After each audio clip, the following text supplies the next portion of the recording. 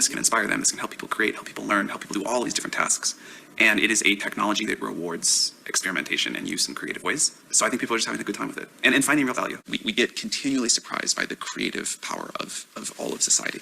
It's going to be the collective power and creativity and will of humanity that figures out what to do with these things. We've got to be cautious here.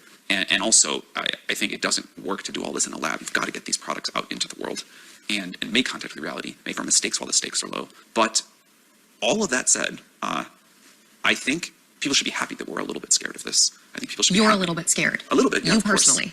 I think if I said I were not, you should either not trust me or be very unhappy I'm in this job. There's like a set of very bad outcomes. One thing I'm particularly worried about is that these models could be used for large-scale disinformation. I am worried that these systems, now that they're getting better at writing computer code, could be used for offensive cyber attacks. And we're trying to talk about this. I think society needs time to adapt. We'll adapt it. Also, I think You'll adapt it as negative things occur? For sure, for sure. And so putting these systems out now, while the stakes are fairly low, learning as much as we can, and feeding that into the future. This will be the greatest technology humanity has yet developed. We can all have an incredible educator in our pocket that's customized for us, that helps us learn, that helps us do what we want. We can have medical advice for everybody that is beyond what we can get today. We can have creative tools that help us figure out the new problems we're going to solve, wonderful new things to co-create with this technology for humanity. We have this idea of a co-pilot, this tool that today we help people write computer code and they love it. We can have that for every profession. And we can have a much higher quality of life, standard of living. As you point out, there's huge potential downside. People need time to update, to react, to get used to this technology, to understand where the downsides are and what the mitigations can be. If we just develop this in secret in our little lab here and didn't have contact with reality and made GPT-7 and then dropped that on the world all at once, that I think is a situation with a lot more downside. Is there a kill switch, a way to shut the whole thing down? Yes. What really happens is like any engineer can just say like, we're going to disable this for now, or we're going to deploy this new version of the model. A human? Yeah. The model itself, can it take the place of that human? Could it become more powerful than that human? So in the sci-fi movies, yes. In our world, in the way we're doing things, this model is, it's sitting on a server.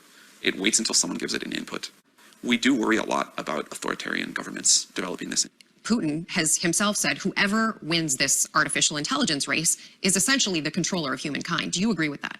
So that was a chilling statement for sure. What I hope instead is that we successively develop more and more powerful systems that we can all use in different ways that get integrated into our daily lives, into the economy, and become an amplifier of human will, but not this autonomous system that is the single controller, essentially God. Really don't want that. The thing that I try to caution people the most is what we call the hallucinations problem. The model will confidently state things as if they were facts that are entirely made up. And the more you use the model, because it's right so often, the more you come to just rely on it and not check like, this is just a language model. I think we're on a trajectory for it to create much more truth in the world. If there's a bunch of misinformation fed into the model, isn't it going to spit out more misinformation? Great question. I think the right way to think of the models that we create is a reasoning engine, not a fact database. They can also act as a fact database, but that's not really what's special about them. What we're training these models to do is something closer to what we want them to do, is something closer to the ability to reason, not to memorize. A lot of stuff, it turns out. One of the things that we are trying to push the technology trajectory towards, and also the way we build these products, is to be a tool for humans, an amplifier of humans. And if you look at the way people use ChatGPT, there's a pretty common arc where people hear about it the first time, they're a little bit dubious, and then someone tells them about something, and then they're a little bit afraid. And then they use it. I see how this can help me. I see how this is a tool that helps me do my job better.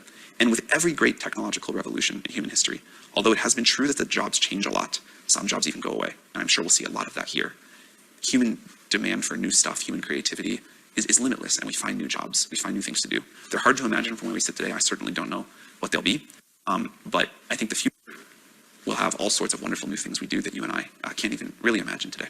So the speed of the change that may happen here is the part that I worry about the most. But if this happens, in a single-digit number of years, some of these shifts, that is the part I worry about the most. Could it tell me how to build a bomb? It shouldn't tell you how to build a bomb, but even though Google searched. Well, no, we put constraints. So if you go ask it to tell you how to build a bomb, our version, I don't think will do that. Google already does, and so it's not like this is something that technology has not already made the information available to. But I think that every incremental degree you make that easier is something to avoid. A thing that I do worry about is we're not going to be the only creator of this technology. There will be other people who don't put some of the safety limits that we put on it. Society, I think, has a limited amount of time to figure out how to react to that, how to regulate that, how to handle it.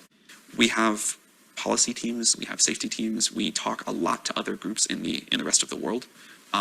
We finished GPT-4 a very long time ago, or it feels like a very long time ago in this industry, I think like 7 months ago, something like that.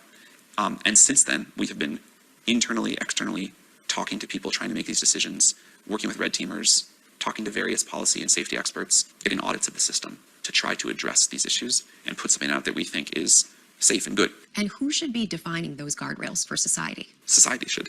Society as a whole? How are we going to do that? So I can paint like a vision that I find compelling. This will be one way of many that it could go. If you had representatives from major world governments, trusted international institutions come together and write a governing document. Here is what the system should do. Here's what the system shouldn't do. Here's very dangerous things that the system should never touch, even in a mode where it's creatively exploring. And then developers of language models like us use that as the governing document, talking about the downsides, acknowledging the downsides, trying to avoid those while we push in the direction of the upsides. I think that's important. And again, very early preview. Like, would you push a button to stop this if it meant we are no longer able to cure all diseases? Would you push a button to stop this if it meant we couldn't educate every child in the world super well? Would you push a button to stop this if it meant there was a 5% chance it would be the end of the world? I would push a button to slow it down. And in fact, I think we will need to figure out ways to slow down this technology over time.